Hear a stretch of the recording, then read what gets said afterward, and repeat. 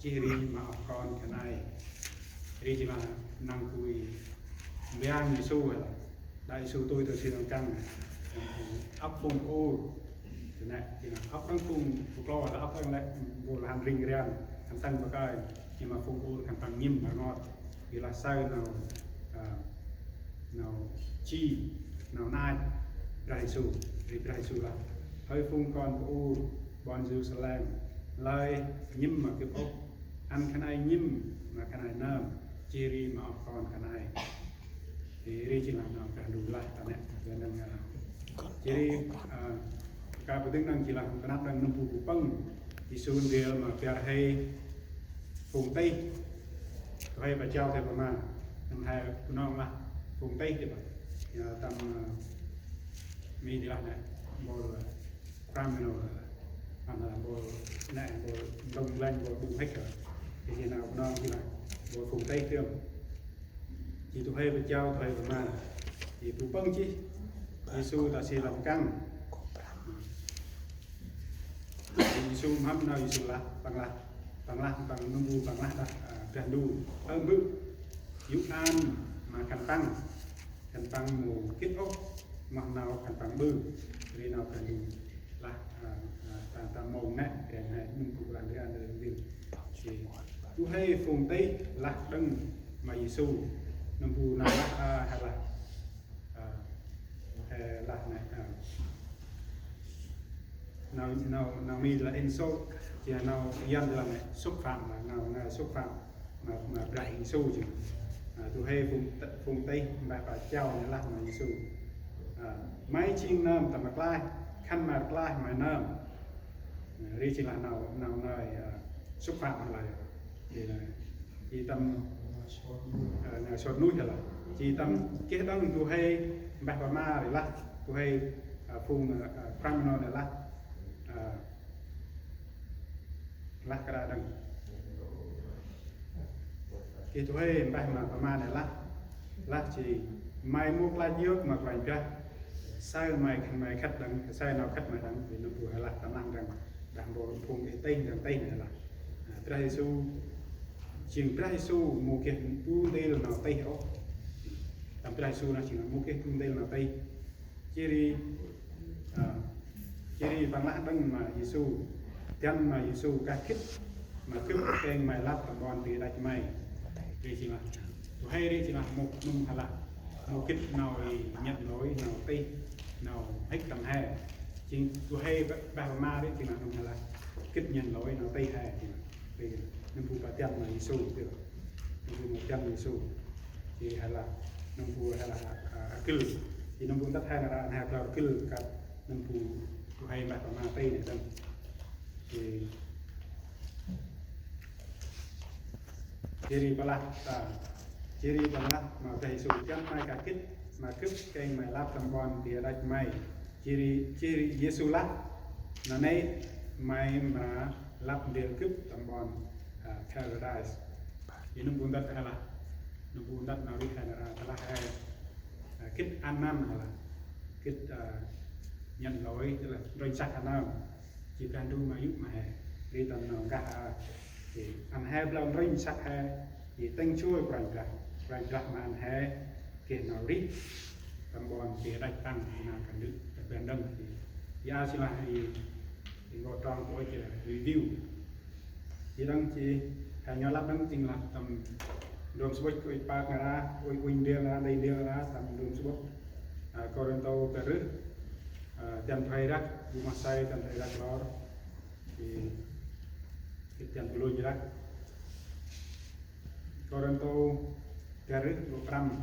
trong chích quan cả chích mà ngoài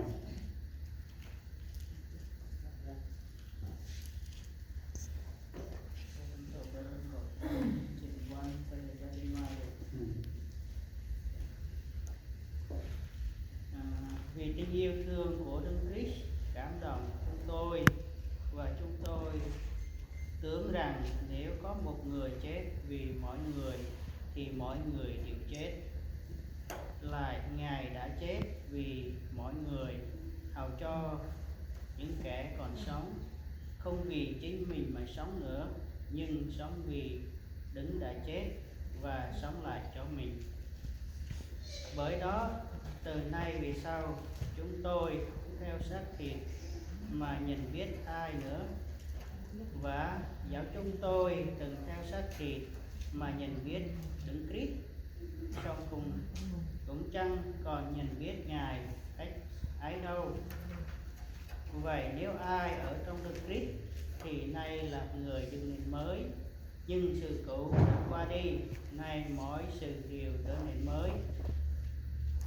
Mỗi điều đó đến bởi Đức Chúa Trời. Ngài đã làm cho chúng ta nhờ Đấng Christ mà được hòa thuận lại cùng Ngài, và đã giao chức vụ giảng hoa cho chúng ta. Vì chính Đức Chúa Trời vốn ở trong Đấng Christ làm cho thế gian lại hòa với Ngài, chẳng kể tội lỗi cho loài người, và đã phó đạo giảng hòa cho chúng tôi. Vậy chúng tôi làm chức tham sai của Đấng Christ, cũng như Đức Chúa Trời chúng tôi mà khuyên bảo chúng tôi nhân danh Đấng Christ mà này xin anh em hãy hòa thuận lại với Đức Chúa Trời. Đức Chúa Trời đã làm cho Đấng Christ vốn chẳng biết tội lỗi trở nên tội lỗi vì chúng ta, hầu cho chúng ta nhờ Đấng đó mà được trở nên sự công bình của Đức Chúa Trời. Các bạn luôn hành cho huynh chỉ hành lân thì mà hay cái được rằng oi sẽ ở trong này là thì nó là chính là thì phú cái bên shop này chính là cái Giêsu tầm trai nó tây hè thì vì là phú cả bên shop thì trong tam nó chính là bên shop tầm rồi số đồ rôm gạo trăm trong ham ra đang tầm trong tam mà giờ lắc trang đu tầm bao nào bằng rong mà hè bộ ở tua hè hồn chiên của đi đặt cái khách vừa hè như gì là nào trang đu người lắc ở nằm đu trang đu rong mà cùng hè được trang đu bao nào bằng rong mà cùng hè tua hè hồn tí chỉ đặt cái khách mà vừa hè nằm buồn đất là chỉ là trang đu khách mà vừa hè thì chỉ là nào tay nhìn tầm á thì là mà quên đấng thì là mẹ đang làm đấng tầm nào ra đúng ngay thì chạy cả tay buổi sáng là mà kêu bà quên là bàn đi sắm bắp cúp tô mặt nó mình lẽ nào phải là tì chịu trường thì một hai ước phải ra đến đôi thuyền ra mai cũng chưa cặp tròn bắp nuôi tô có phun con ăn cười ốt ra tầm trông nuôi nông tầm mắt nó mình hiện đực kể mà hiện chiên tay quay mà tay anh hiện chiên nè đúng kể mà nào người đã tóc hòn chặt chiên mà vài ra nôm tầm ắt nôm còn phụ hòn phun chơi là đóng rồi thì bạn là mình người đi bằng hình ra máy lại nào bằng ích ba ôi trời hi ôi ba dan vài ba sầm tê kể mà sao lẽ cô khai trong cái tầm nào người này